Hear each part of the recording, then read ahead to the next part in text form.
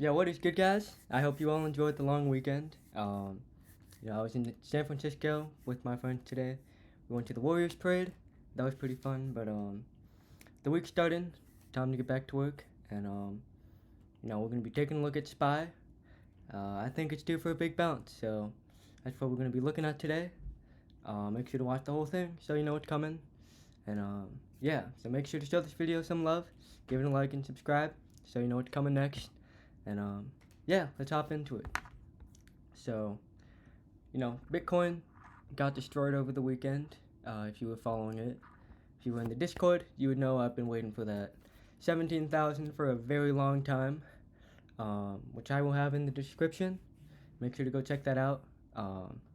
Yeah, Bitcoin finally hit those the high teens. Back to a very long-term support. This video isn't going to be about this, but it does have some importance as crypto has developed a very strong correlation to the equity markets. So it does have some relevance, and you can see it hit some pretty strong supports from 2018 and this area early 2021. So with crypto bouncing and holding up from that 17,000 area, that could be a good signal for the equity markets to finally, stop dropping so hard. And that's what we're going to take a look at right now. We're reaching extremes here, and I'm going to show you why I think we are due for a big bounce. And, on all time frames, it's setting up for it. I think the big thing to look at, if we're going to go lower, which there always is a possibility of, we're probably going to be coming down to this area right here. So you have the 200 weekly moving average right here, and 50% retracement from the COVID low to that peak. So I can say this with pretty high confidence. I do not think we can go through 350 without a bounce, because we've done nothing but fall straight at it with, no cooling off. Look at that. It doesn't make sense to fall right through it. So everyone's getting pretty scared around these levels. It is scary that we are below this bottom trend line, but it could very, very easily be a bear trap. It's the perfect storm for a bear trap. You had, I know why it's not lining up. Yeah, that's better. You had the most amount of shorting last week since the second highest amount of money shorting the markets since 2008, and the second time in history. So it's very likely to be primed for a short squeeze, because we're at these extremes. There's not much more selling that people can do at these levels, especially the people that are fueling this kind of move. There's not really enough people left to fuel this downside. So it is so likely that we get a bounce, whether we do make new lows or this is the bottom. We're due for a bounce before anything else. So if we do go lower, I'm looking at that 350 level, but with everyone thinking we go there because of that moving average and the Fibonacci retracement, I don't know if we will get there. I don't really think we will, but futures going up pretty hard. I bought more on Friday. So far it's paying off. I bought around 366. I've been aiming for 365 for a very long time, and we got there. So what did I do? I bought, and we're bouncing pretty well. So we'll see how that goes. Market's not open yet, but futures, it's looking good so far. So we'll see how that turns out tomorrow morning. Yeah, it should be interesting. I will be if this continues, I will be up a lot in the morning, so that'll be nice. But you know, we're looking to see where this is gonna go. You know, I'm not in these plays for $3, $4, $5 moves. I'm in these, you know, the swings. I'm in these for the entire moves. You know, I shorted back here. I started selling out around here. I went long. I sold here. I went short up here. And now we're here, and I am bullish. Even though we are below this trend line, which is somewhat concerning, I do think it's a bear trap because there is plenty of fuel for a short squeeze because of what happened last week. So, you know, you have all these gaps to fill as well, all the way up to 400. So I can very easily see us getting to 400, as well as even back up to 430, all the way up here. You know, you have these moving averages. What is this? The 200. The 200. Yeah, you could be testing these higher moving averages. So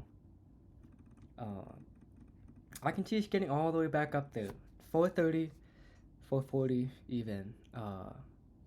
Hitting those trend lines before maybe another rejection, and you go even lower. So I was looking into a lot of cyclical development patterns on SPY, as well as IWM and the NASDAQ, and there is a chance this bear market lasts into early 2023. So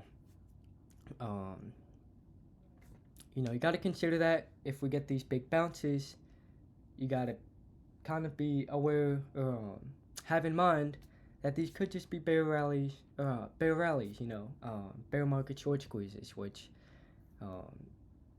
are they occur pretty often in bear markets because you have so many people shorting on the way down, and once that move gets too big, you know, that move gets exhausted, and well, that creates a short squeeze, and sometimes they don't last long, sometimes they do, you know, especially this one.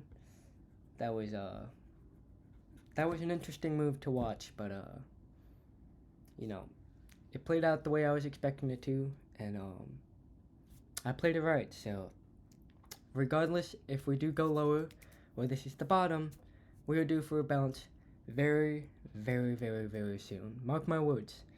There is a bounce that is extremely imminent. Likely we see it this week, which I said in my previous videos. You can go back and watch them. I said I think we're gonna bounce around that Fed meeting. You know, you had 3.5 trillion in options expiring, and once all of these positions get repositioned, you're gonna see the sentiment change. And if we get this big move, you're gonna want to be cautious because you're gonna see all these people like, oh my God, the crash is over. We're done falling. You know, they're just going to be in this euphoria. So you get this run, you got to be cautious of what the herd is thinking because they're pretty much always wrong. I find it to be a decent indicator, to be honest.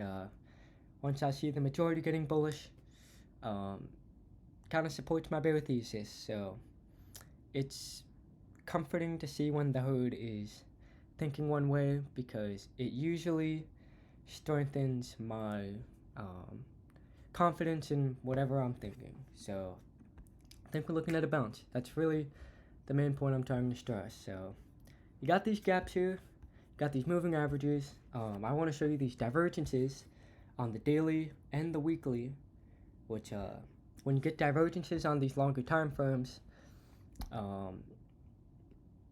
that's a signal for a very strong, sustainable move because, you know, they can happen on the 5-minute chart, but that's the 5-minute chart. And if they happen on the daily, well, that's the daily. So you got divergences on the daily charts where you have the RSI making higher lows while the price has gone nothing but down. And the MACD, I believe, not on the MACD from this point in time, but from here you have a divergence. So if this thing starts turning, you're going to want to be watching this thing, because this is a pretty strong indicator that there's a lot of momentum and a lot of space to move up. And on the weekly, same thing. I believe it was the MACD, yeah. So this one is pretty small, but you have the price going lower, and it's essentially the same. Yeah, it's actually the exact same. 30.28, that purple number, 30.28 back here, and 30.28 right now. So it's the same, but it's still a divergence because the price is going lower and it's the same. So I think we're looking at a bounce this week. We may go lower, but if we do, I don't think we already crashed. So I'm not really looking for much downside. This isn't a smart place to short. I mean, that's just my opinion, but from what I'm seeing, it's not that smart risk-reward wise. So yeah, I'm going to be looking at commodities pretty closely, especially if those cyclical developments do play out and we keep going to that downside. But I'm looking at specifically metals like silver, gold, steel, even platinum, and they're setting up some really nice technical formations that I think there's a lot of money, like a lot of money to be made. So you got these bull flags forming, and yeah, I can do another video on this. I probably will, but make sure to comment if you do want to see that, because I see some big opportunities in that. So that's really all I have for this video. The point is, we're looking for a bounce. Maybe a little more downside, but we're looking at a bounce soon. So that's where I'm going to leave the video. Make sure to show it some love. Give it a like and subscribe so you always know what's coming next. I still got that 100% win rate, so we'll see if that keeps up. Yeah. I'm looking forward to tomorrow's market open. Yeah, we'll see how that goes. So, peace out, guys.